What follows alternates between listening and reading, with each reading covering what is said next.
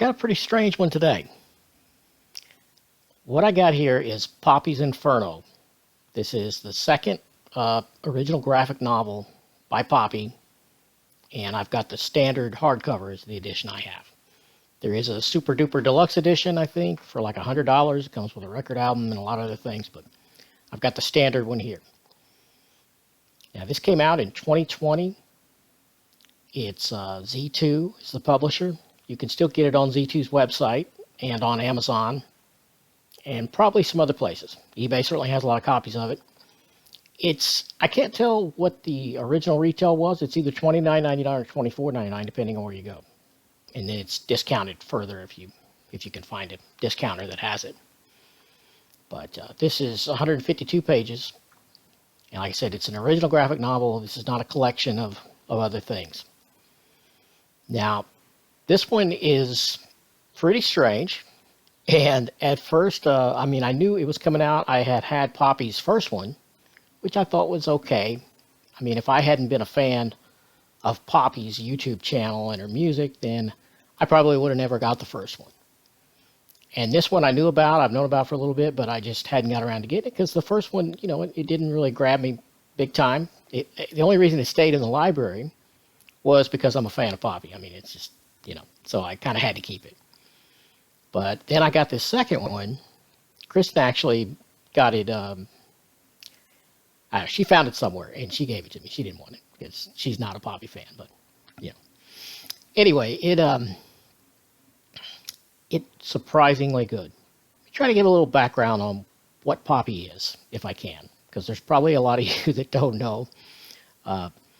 She's a singer and she's a YouTube performer, I guess you might call it, because her channel's really weird. She does short little videos, and she does music, which has changed quite a bit from the beginning. She's got like 4 albums or so. Anyway, if you've been on YouTube very long, or if you're a YouTube fanatic like I am and have been for a long time, there are some very strange corners of YouTube. And I'm not going to spend a lot of time with this, but how I discovered Poppy was, Titanic Sinclair and Mars Argo. They had quite a cult following. They still do on YouTube. And they had a show called Computer Show, Titanic Sinclair and Mars Argo. And this was kind of an avant-garde kind of Andy Warhol meets the internet kind of thing. It was very strange and fascinating, and I followed it for years, and they had a big blow up, and they separated, and it was ugly, and it's a whole thing. It's a really long rabbit hole if you want to get into that. But anyway, after Titanic Sinclair had the split with Mars Argo, he got involved with Poppy. And he was her producer, director, co-writer, co-musician for a long time. And they eventually became a couple. And that's a whole other thing, too. And that could be an hour-long video just getting into that whole thing. But suffice to say, they broke up, and now she's on her own. Has been for a little while. And anyway, so that's a whole mess that you may or may not want to get into. But that's just a little background to kind of catch you up. So the creators on this, it's credited as Poppy first as writer, and she's writing with Ryan Caddy. Now, I had never heard of him, but when I looked him up, he has done a lot of work for the big two and Image also. He's done Marvel and DC, so probably some of you guys know him. I did not, but he does a good job here. Now, the art is by, and I'm probably going to butcher this name. I tried to find an interview where the person said their name, failed. So it looks like Amilcar Pinna. And the other artist mentioned is Zoe Thorogood. Now there's 2, and they work great together throughout this. There's a little bit more cartoony style, the stuff that takes place in hell, and that's by Zoe Thorogood. And then this more realistic style is the flashbacks, and that I believe is the art by Amilcar Pinna. And the cover is by Maria Lovett. So like I said before, this is the second Poppy original graphic novel. And this one loosely, very lightly alludes to some of the stuff that happened there, but almost not at all. So this works quite well as a standalone book. And who this is for primarily would be Poppy fans. Although I think the story in this one is strong enough that it could stand alone as just a book for someone who had no idea who Poppy was. Now, it's doubtful that anyone who didn't know who Poppy was going to seek this out, but So the plot is basically, I'm not going to give too much away. I'm certainly not going to give away the ending, but Poppy goes to hell. And she travels through with this little quest through the 9 circles of hell. And she doesn't remember how she died or why she's in hell. And her cat's with her, Pie, right here. Yeah, and in the hellscape, Pie can talk to her. So that's pretty fun.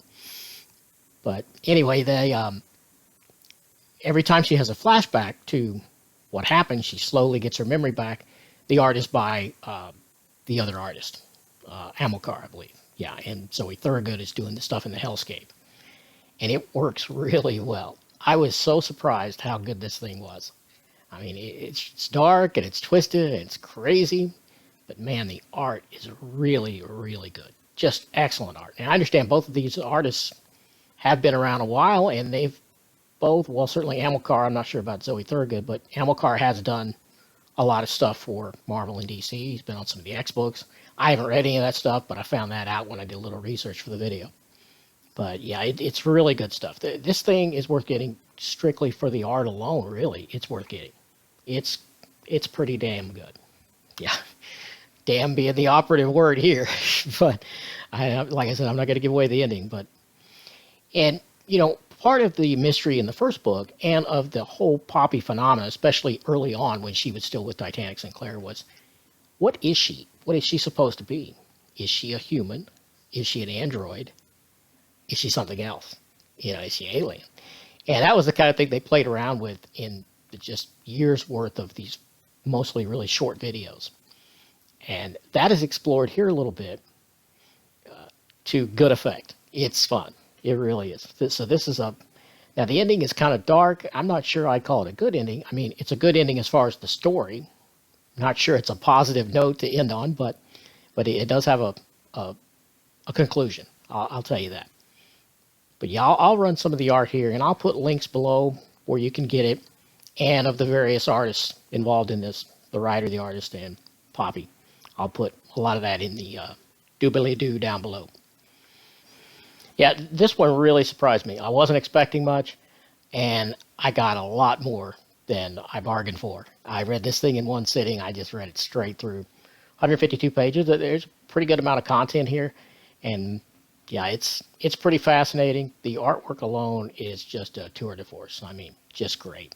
And when it goes from the one art style to the other, you know immediately which universe you're in, so to speak, and it just works really, really well. The thing I probably would change if I could is I'd like to have a big giant deluxe of this. This artwork deserves a much larger format. Like I said, this is just a standard little hardcover, and it should be much larger. I guess I may have to take a look at that deluxe package that's $100. But I don't, if I'm understanding it right, and the website is a little vague, maybe some of you can let me know if you have this or if you understand what they're selling here, because it doesn't look like the book is much different, although I think it might have a slipcover. I don't think it's any larger, unfortunately. It just comes with some music and some other extras, but I just want a big version of this book. Yeah, that's what I want. But yeah, I went back and forth. At first I was like, oh, this is an 8, and then the more I thought about it, the more I looked through it again, like, this is a 9. I'm going with a 9 for this. Yeah. Just surprisingly good. That'd be the blurb. If you put a blurb by Larry on the back of this book, it would be like surprisingly good. Yeah. But anyway, so next Monday, I'll be back with Brian K. Vaughan's Paper Girls. I've been wanting to read for a while, and that's assuming I get the other 2 editions in. As of the time I shoot this, and I'm way ahead on these, I only have the first one. I did finish reading it, but hopefully I'm going to get all 3 in and read in time, and that'll be up next Monday. So come on back, give me a sub if you like it, and give me a like if you like it, but give me a sub if you don't want to miss any future stuff. See you.